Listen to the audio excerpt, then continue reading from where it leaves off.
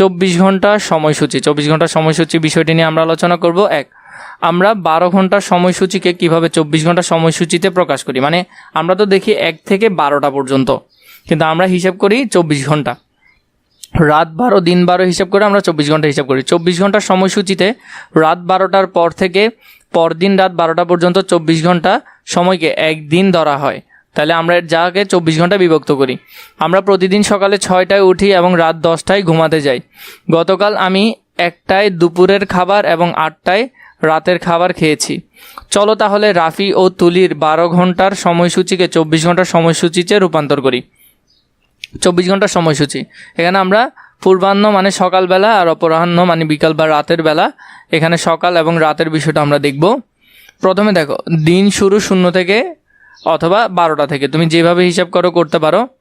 যেমন সকালে 1টা 2টা 3টা 4টা এভাবে 12টা পর্যন্ত। এরপরে 13টা মানে 13টাকে আমরা 1টা হিসাব করি, 14টাকে 2টা, এইভাবে করে হিসাব করি। রাত 20টাকে হিসাব করি রাত 8টা, রাত 22টাকে হিসাব করি 10টা। এইভাবে করে সময়সূচিগুলো একটু বুঝে নিলেই হবে যে আমরা 12টার পর থেকে, এখানের মধ্যে আমরা উপরের জনকে দেখলাম সে 12টা হিসাবে হিসাব করছিল, এরপর নিচের জন হলো 24টা, আমরা ওই হিসাবে দেখব। যেমন এখানের মধ্যে এই 6টাকে আমরা কি ধরি, সকাল 6টা পর্যন্ত বা সকালে উঠলো, এরপর দুপুরকে ধরা হয় 1টা, এরপরে রাত 8টা, এরপর রাত 10টা। রাফি ও তুলির সময়সূচি 12 ঘন্টা সময়সূচি 24 ঘন্টা, যেটা সকাল 6টা এখানে 6টা, দুপুর 1টা সেটা এখানে 13টা হয়ে যায়। দুপুর 1টা 24 ঘন্টা হিসাবে করলে 13টা, রাত 8টা হিসাবে 20টা, আর রাত 10টা হলো 22টা। মানে আমরা 24 ঘন্টা হিসাব করলে এখানের মধ্যে আমরা যেটা 12টা হিসাব করছি এখানে সেটা 24 ঘন্টার হিসাব করা হলো। 24 ঘন্টার ঘড়িতে কোনো AM পূর্বাহ্ন বা PM অপরাহ্ন ব্যবহার করা হয় না, কারণ 24 ঘন্টার মধ্যে AM আর PM প্রয়োজন নাই।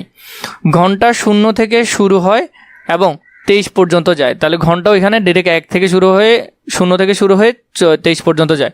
সমস্ত 24 ঘন্টার ঘড়িতে সময় লিখতে ঘন্টা ও মিনিট 2 অঙ্ক প্রকাশ করা হয় এবং ঘন্টা ও মিনিটের মাঝে কোলন ব্যবহার করা হয়। তাহলে এইভাবে করে আমরা যেগুলো দেখবা মসজিদ বা বিভিন্ন জায়গার মধ্যে যে LED ডিসপ্লে টাইপের যেগুলো আছে 24 ঘন্টা, সেগুলোর কথা বলছে এখানে। 1 নাম্বার, 12 ঘন্টা সময়সূচিতে লেখা সময়কে 24 ঘন্টা সময়সূচিতে প্রকাশ করি। তাহলে 12টা হলো 1টা 27 মিনিট।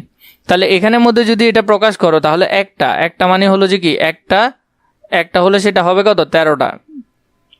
তাহলে একটা হলে হবে 13টা 27 মিনিট, 13টা 27।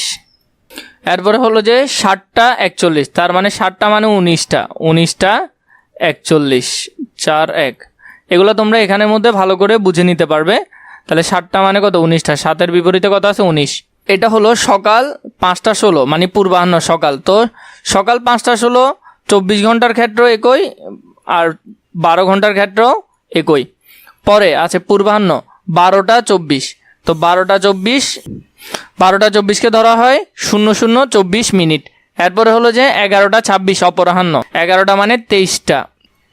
6 নম্বর, 12টা 31 পূর্বাহ্ন। 12টা 31 হলে সেটা কি হবে, 00:31। 2 নম্বর, নিচের 24 ঘন্টা সময়সূচিকে 12 ঘন্টা সময়সূচিতে প্রকাশ।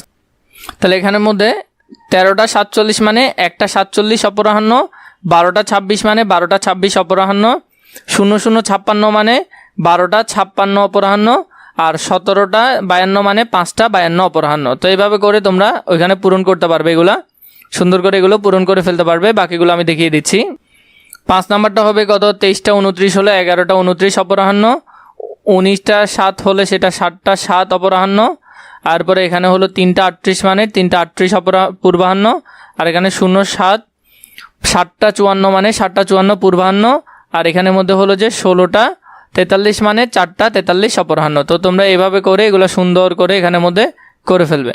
1 নম্বরে, নিম্নে উল্লেখিত দৈনন্দিন কাজগুলোর সময়কে 12 ঘন্টা ও 24 ঘন্টা সময়সূচিতে প্রকাশ করি। 12 ঘন্টা ঘুম থেকে ওঠার সময়, 24 ঘন্টায় সেটা কি হবে, বিদ্যালয়ে যাওয়ার সময়, টিফিনের সময়, বিদ্যালয় থেকে ফেরার সময়, ঘুমাতে যাওয়ার সময়। তাহলে আমরা এটা লিখতে পারি, ঘুমাতে যাওয়ার সময় 12টার ক্ষেত্রে হবে 7টা পূর্বাহ্ন, আর 24 ঘন্টার ক্ষেত্রে ডিরেক্ট 7টা। বিদ্যালয়ে যাওয়ার সময় 9টা পূর্বাহ্ন, আর 24 ঘন্টার ক্ষেত্রে 9টা।